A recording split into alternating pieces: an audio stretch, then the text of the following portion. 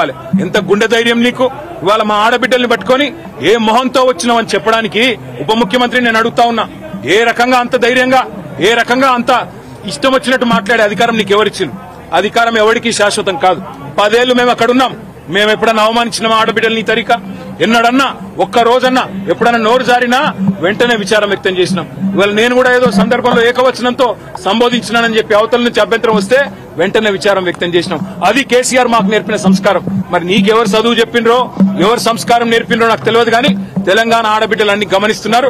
ఇప్పటికే నువ్వు చేసిన మోసాలతో విసిగిపోయి ఉన్నారు. ఇలా మా ఆడబిడ్డలకు జరిగిన అవమానం వాళ్ళిద్దరికి ముగ్గురికి జరిగింది కాదు.